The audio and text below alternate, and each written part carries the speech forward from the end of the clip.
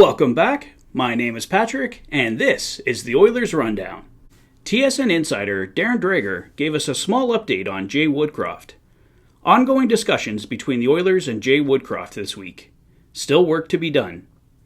Not a very exciting update, but good to hear that negotiations are at least started. I can't imagine it will take too long to hammer this out. I think we hear something by the end of this week, maybe early next week at the latest. Dan Kingerski of National Hockey Now speculates that Tyson Barrie could be a fit with the Pittsburgh Penguins should they lose Chris Letang to free agency. We know the Oilers are looking to move Tyson Barrie to clear cap, and I imagine the cost from Edmonton's side wouldn't be too high, as the real reward for the Oilers is, of course, the cap space. David Pagnotta of the Fourth Period reports that the St. Louis Blues are not expected to re-sign pending UFA goaltender Ville Husso, and the Oilers are expected to pursue him in free agency. We know the Oilers had interest in Husso dating back to last season. As Dennis King has pointed out on Twitter, Bob Stauffer of Oilers Now seems to be hinting at a possible trade between the Oilers and Ottawa Senators involving Zack Kassian and Connor Brown. As the tweet points out, obviously more pieces would need to be involved. Some have suggested that the deal could involve Jesse Puljujarvi. Connor Brown shoots right, but can slot in on either right or left wing. He has 1 year remaining on his contract at $3.6 million. He scored 10 goals and picked up 29 assists for 39 points in 64 games played last season. The Oilers have shown interest in Connor Brown in the past, and he's also a friend and former teammate of Connor McDavid when they were with the Erie Otters in junior.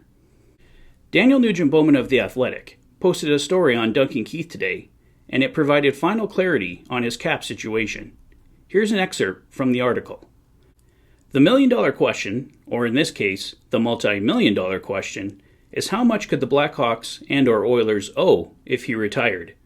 Let's begin by dispelling the idea that the Oilers could be given a $3.4 million cap credit if Keith retired.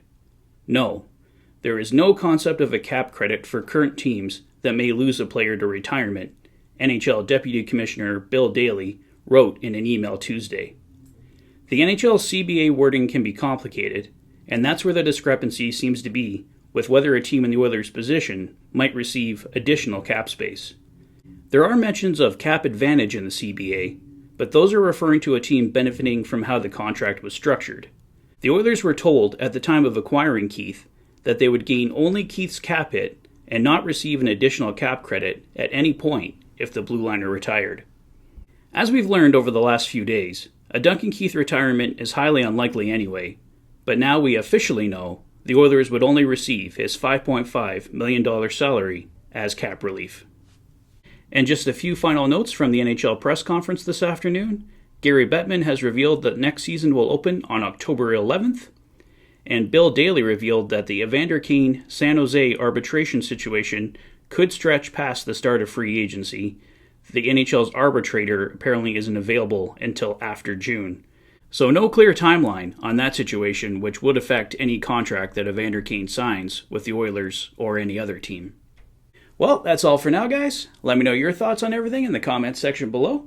If this is your first visit to the channel and you like what you see, please consider liking and subscribing for all the latest Oilers content. You've been watching the Oilers Fanatic.